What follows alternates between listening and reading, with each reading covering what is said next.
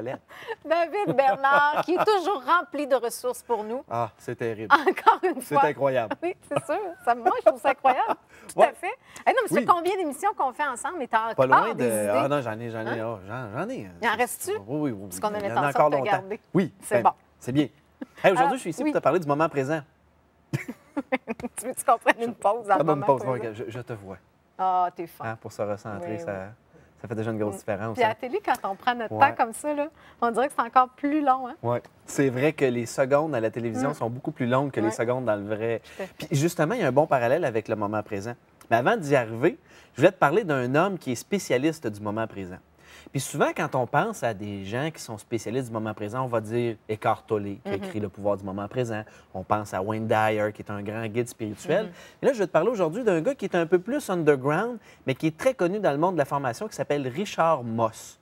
Est-ce que tu OK. connais Richard Non, Moss? pas du tout. On va voir sa photo probablement à l'écran. Richard Moss, c'est un homme extraordinaire, un Américain, un peu illuminé, qui a passé sa vie à travailler à se recentrer. Il a écrit, entre autres, 6 ouvrages sur la transformation, la guérison, le moment présent, l'art de vivre dans la pleine conscience. Et d'ailleurs, son dernier livre, qui s'appelle « Guérir de l'intérieur plutôt que de l'extérieur », est devenu un grand best-seller international. Puis c'est un super bon livre.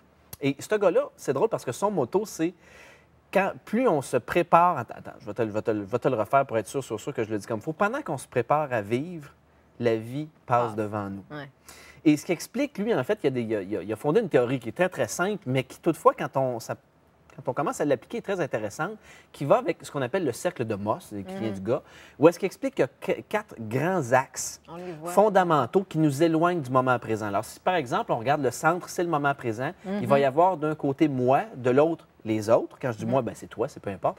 Moi et les autres, et de bas en haut, le présent et le futur. Le passé et le futur. Le passé et le futur, exactement. Ce qui veut dire que donc, on est toujours soit tiré à penser aux autres ou encore à soi-même et à nos propres problèmes, et on se projette dans le futur ou encore on est ressasse, tiré vers le passé. Et la plupart des êtres humains sont, là, j'allais dire dans un coin, mais avec un cercle, ça ne marche pas vraiment. Dans un coin du Mais rond. tu te retrouves dans un coin du rond, si tu veux.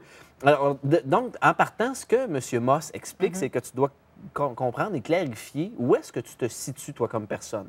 Comme Tu veux moi, dire par où exemple, on a tendance à exactement aller dans plus un des souvent. 4 coins du rond, OK. si on veut. Comme par exemple, moi, je suis davantage dans le futur et par rapport à moi que plutôt par rapport aux autres. OK. Donc, comme ma mère dit, quand je fais du chicotage, Du quand chicotage. quand je me chicote, c'est-à-dire que je m'inquiète, je fais de l'anxiété, je ne suis pas dans le moment présent, OK. je vais plutôt penser à mes propres problèmes plutôt que de penser à ceux des autres et je vais me propulser dans le futur, ce qui va créer de l'anxiété. OK.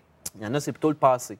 Ils vont ressasser le passé, etc. Alors, pour ça, une fois que tu l'as identifié, M. Moss explique qu'il y a quelques petits trucs simples, d'où l'exercice dont tu parlais. Et le truc le plus simple, c'est d'utiliser un de ces 5 sens pour se ramener dans le moment présent. OK. Ça peut donc être la vue. Tu fixes un point, tu le regardes et tu essaies de voir la beauté. Ça peut être l'ouïe. Tu fermes tes yeux et tu fais juste porter attention aux Identifier bruits un qui son. sont environnants. Et ça, ce que ça fait, c'est que ça mobilise ton attention à te ramener dans le moment présent. Ça peut être aussi le gustatif, de manger quelque chose puis de vraiment le savourer. Tu sais, souvent, quand on mange, on se goinfre. Donc, Comment qu'on fait ça? on se goinfre. Je ne ferai pas, là, mais on se goinfre. Ça peut être aussi de sentir, juste Oui. d'humer les odeurs. Et plus tu vas utiliser un de tes sens, plus tu vas développer la capacité à être dans le moment présent. C'est très pleine conscience. ça. Absolument. Et ce qu'il explique, c'est que nous, les êtres humains, on est un peu comme des... imagine un drap blanc. Et le drap blanc, tu vas le saucer dans, mettons, du jus de betterave. Tu le ressors, tu le mets au soleil, ça va pâlir. Tu le reprends, tu le remets dans le jus de betterave, tu le remets au soleil, ça va refoncir légèrement.